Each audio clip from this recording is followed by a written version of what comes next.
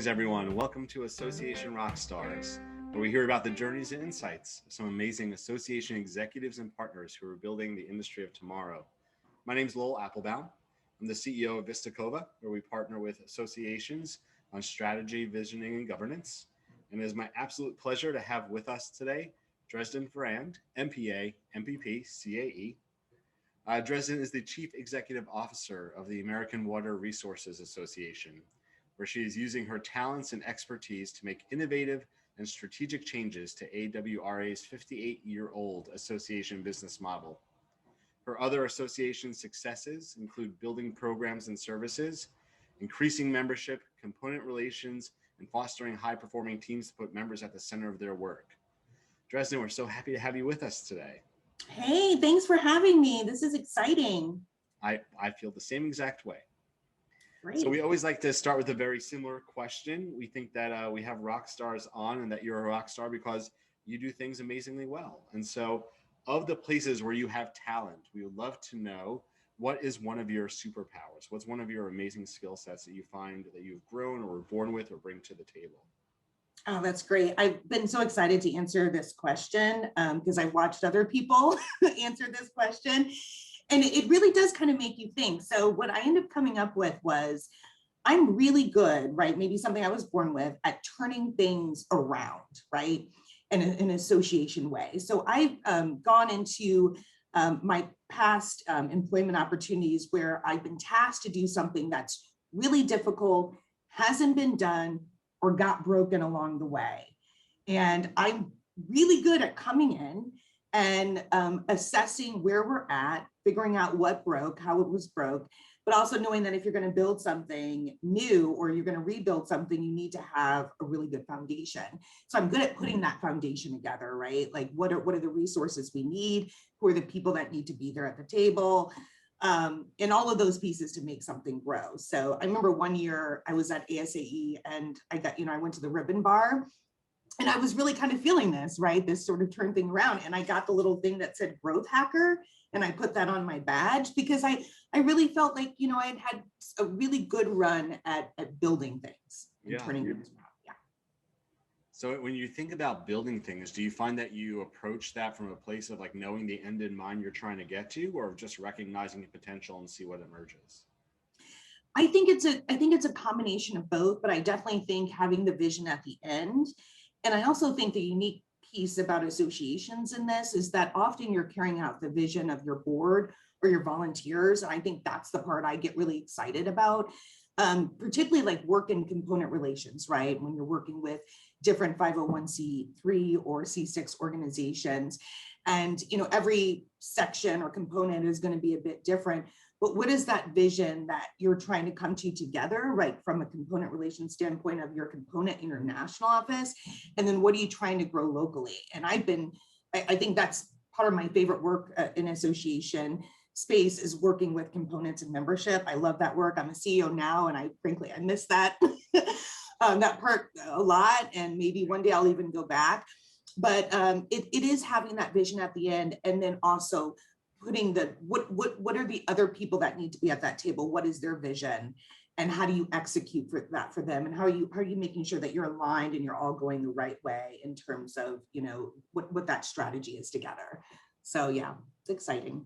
As someone else who's also has a past with component relations and membership and passionate about it as well, it's often can be so many different voices and perspectives. And so as you're thinking about, you just identify in your answer these different stakeholders at different times that you want to include them in that vision. How do you approach asking for and hearing all these different perspectives, either from your current leadership role or how you've approached it in the past? Yeah, it's, one of the first things I always try and do is just a really good listening campaign. And I think it's true in wherever you are in your position in association. If you're as a servant leader in association management, you really have to understand your stakeholders and then understand the nuances, right, with your leadership and your volunteers. So I think that's really important. Another piece is negotiation strategies, right? That's something that I think I still am learning to do better now in my CEO role, but you really have to understand how to negotiate with people, particularly understanding their like emotional intelligence in a situation, understanding what is some of the cultural aspects of your leadership, or what are the political dynamics at play within your members or volunteers. And so there's a lot of those pieces, but I think negotiation is a really big skill set to hit, because what you're trying to do is build consensus. And sometimes you can't do that among the masses, but you have to be able to do that among the key stakeholders, so you know that you're going all in the right place and direction together. The negotiation is an interesting aspect of it, right? Like the balancing of voices, the balancing of perspectives. Do you find that you have a role as master negotiator as a CEO often? I'm finding that it is a place that I have to find more my footing in and develop more confidence in. This is my first time CEO role, and what I realized coming from the component relations and membership, I mean, I'm just naturally a people person, right? And I want to serve my members. I want everyone to have a great time and to celebrate our success. And just, I'm a glass half, full type of person. In my role now, it's still the same, but it's different because there's a lot of dynamics of this particular type of leadership role that are really about policies, practices, procedures. Again, what are some of the political, nuances of the board of the organization, particularly with science and engineering associations that have a long history, 60 years. Yeah. And so you have to go into that looking at things from a very broad view, right? Where you need to take this organization long term, but also, how do you negotiate all of those different personalities and those different needs and wants of your stakeholders? There's an ongoing element in what you're saying, goes back to listening again. It sounds like, in terms of the negotiation, to understand that. A moment ago, you mentioned the idea of like when you started doing a listening tour. I'm wondering your thoughts on that. Like, we're in this post-pandemic world where there's stuff going back live, where there's stuff virtual.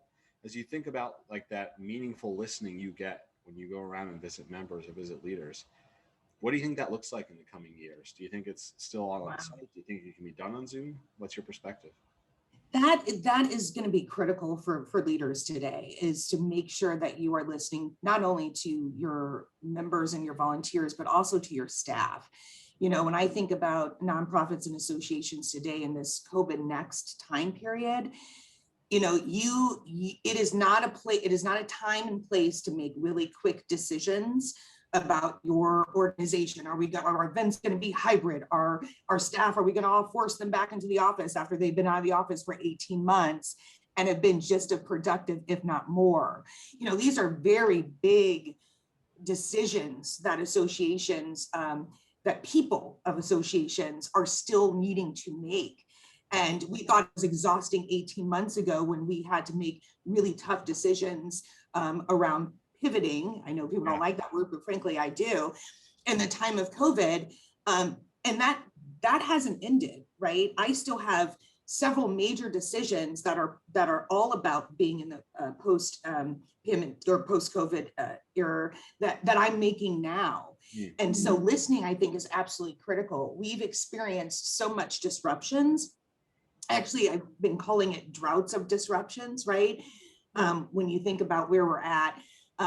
So, we talk about a lot about disruptions and associations, but if you think about our last 18 months, we've had a disruption in our culture. We've had a direct disruption in race relations in this country, socioeconomic, issues, our politics, and of course the pandemic, which has now forever changed our workplace environment and culture. So when you talk about disruptions in the association space, it's not like 5 years ago when we're talking about all this new technology that came in. No, we kind of just had our life and moment blown up, right? And we're putting it all back together. And so, this notion of making sure that you got your ear to the ground and you don't miss any of your stakeholders is absolutely critical, because things will never go back to what they were before. But how you define it and how much time you give yourself to define it is critical. I mean, in that face of disruptions and currently going through it, how has that changed you as a leader, right? Have you acquired new skills? Do you have new strengths? Did you identify places you needed to get strength? Like how has it shifted? Oh, wow. So much. Absolutely. There's a lot for me that I had to develop a quick level of confidence that I didn't even know I could do, right? You are a leader today. You may not be a leader that you want to be tomorrow until you have the experience. You have that experience under your belt, right? But what I realized is that I was leading a board, I was leading a staff in a time of just critical chaos for us. And I needed to show up as that leader who was confident, who was strong, who, had the ideas, knew the questions that were going to be asked before they were asked it, and already had a plan. Just be extremely solution oriented. And I'm from a science and engineering association, and a lot of boards are like this too. But you get into data paralysis when you're having to make a lot of really tough decisions, particularly about investments or money. It's very hard for board members as everyday volunteers to wrap their head around having to make these decisions in very little time and very little information. Yeah. And so I was the person, like there's the fear, and then there's me, and then there's moving on. So we can move on. And I just, maybe I faked it till I made it, kind of thing. But I really did have to draw on that confidence. I had to be really strategic about being solution oriented. I also think it allowed me to realize some areas where I really needed to grow, right? This was, I often talk about having the imposter syndrome, right? As a new CEO, as a young female, as an African-American. And I always had that going into even the interview processes for being a CEO. So that I found myself in this situation where I needed to be the best and most strategic and most brilliant leader for these people in this moment of chaos. And I got to pull it off despite my incredible amount of insecurities. And I did that. But it was hard. It was really hard. I mean, your capacity to do that, I mean, we all learn throughout our life as you think about sort of your early career or even your schooling before it.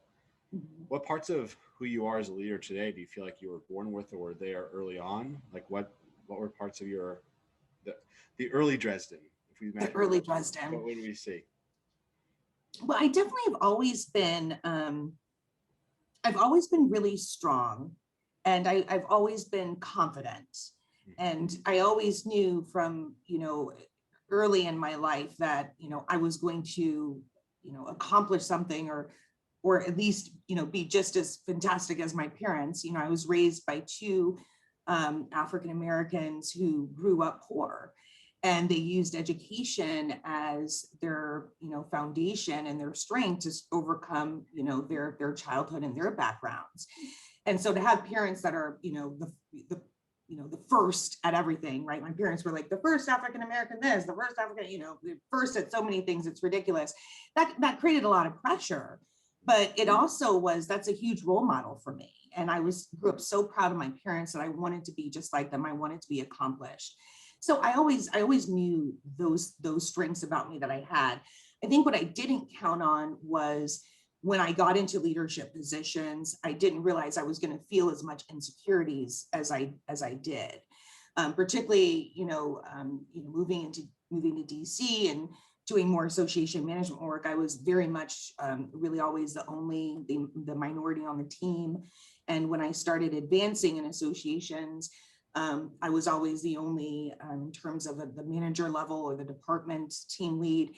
And that was hard. It's hard being the only. You don't realize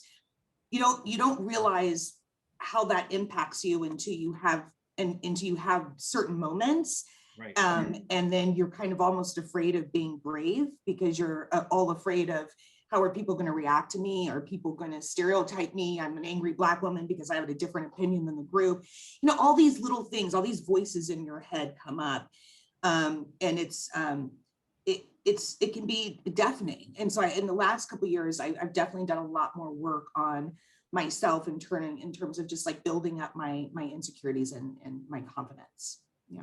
It sounds like important work to do and that your organizations have benefited from it. And clearly you have strong voices of a leader now, strategic, integrating, listening.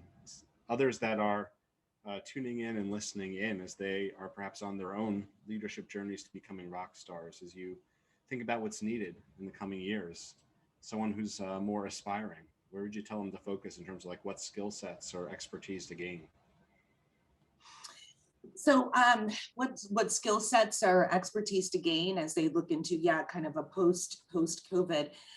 I would say understanding technology and the cost of what you may need in the future is absolutely critical. We I think we demoed over 30 different technology platforms and programs, mobile apps. I mean, my gosh, mobile apps today are not what they were even 3 years ago. In terms of how you can generate real revenue, but you really have to become very tech savvy as association leaders today, kind of regardless of what role you are. If you're even a part of the decision or going to be someone that sits on those demo groups, those types of things, you really need to know what you're doing. And you need to understand that even though you get a demo done and you're looking at different technologies for investment, your questions are never going to be answered in that one time, or even like 2 events later. So we had 2 national events at my organization, and I'm still finding out things the platform could do like 2 events later, like a year later. So it's just it's overwhelming, and you have to be patient with yourself. But post-COVID means for me that at least at my association, we're going to be really looking at technology and really looking at the investment of that. So for anyone who's feeling insecure about technology or advancing it or implementing it, you got to get over that. Yeah, I think that's a great tangible place to focus. But in terms of like being able to bring the right conversations to the table, I could easily see how that could help accelerate someone's career and own personal growth. Time goes by quickly. I can't believe we're almost at the end. So I at least want to ask this: as you think about far, far, far into the future, and you reflect back on the career you've had, the impact you've been able to make, what's the legacy that you want to leave behind someday? Oh, I like that question.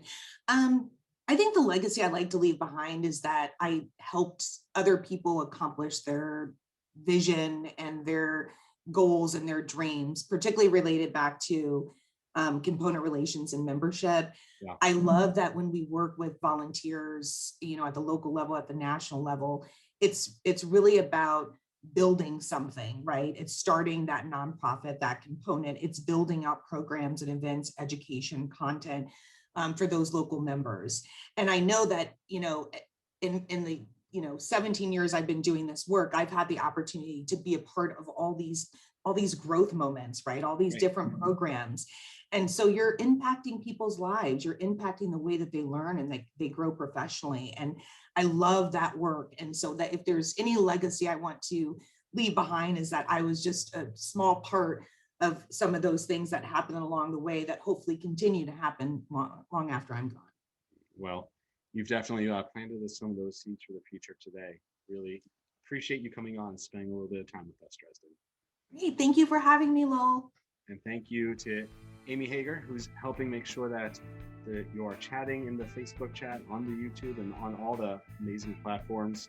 And to everyone tuning in, we are building a better association world together. And hopefully Rockstars is just another place of inspiration to help you join in to building the tomorrow we want to see. Until next time, Association Rock On.